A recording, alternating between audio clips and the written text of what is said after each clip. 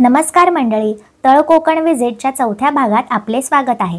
सिंधुदुर्ग किल्ला, rock garden, Chivla beach, Kunkeshwar मंदिर यांची माहिती आधीच्या भागात सांगितली आहे।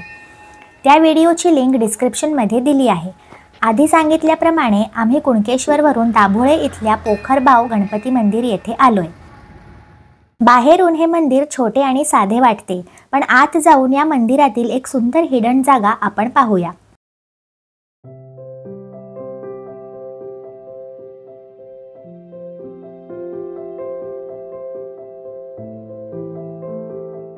काळ्या दगडात घडवलेली ही गणेश मूर्ती खूप लोभस आहे, नाही का?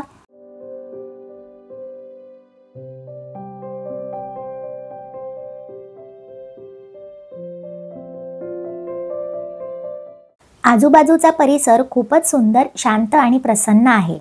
इथे सगळ्या चिंता विसरून थोडा वेळ ध्यानस्थ बसू शकतो। या मंदिराच्या पाठीमागे खाली उतरून एक जंगल आहे। तिथे असा झरा आहे आणि किनारी एक शंकराचे मंदिर। हीच ती हिडन जागा। खाली उतरून आपल्याला हा ओहोळ लागतो।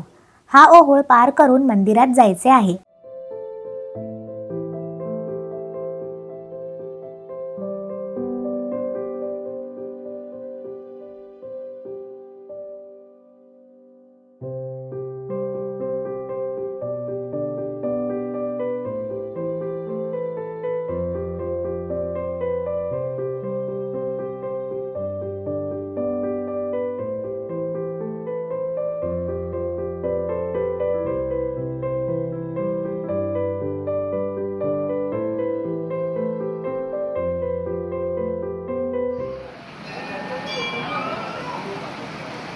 पाण्यात उतरून एकदम थंडगार वाटले। प्रवासाचा सगळा क्षीण गेला।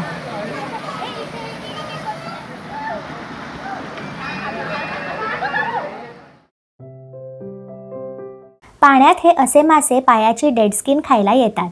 फ्रीचा फिश स्पा।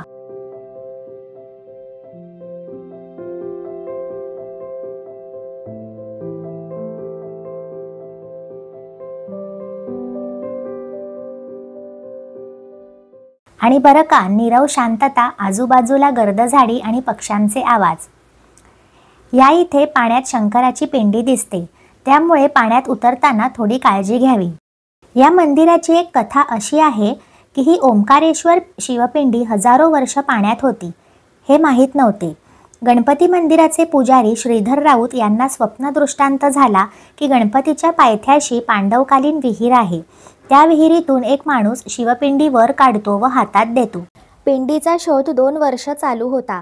गणपती मंदिराच्या पायथ्याचे काम चालू होते, त्यामुळे दगड फोडले जात होते।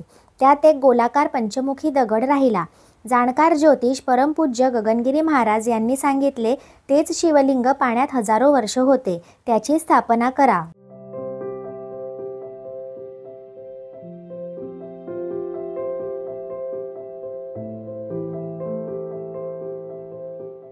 आहे का नाही ही कोकणातील अजून एक सुंदर जागा? पुढच्या भागात आपण देवबाग तारकर्ली येथे स्कुबा डायव्हिंग करणार आहोत। व्हिडिओ आवडला असेल तर नक्की लाईक, शेअर आणि सबस्क्राईब करा आणि व्हिडिओ आपल्या मित्रमंडळींना दाखवा।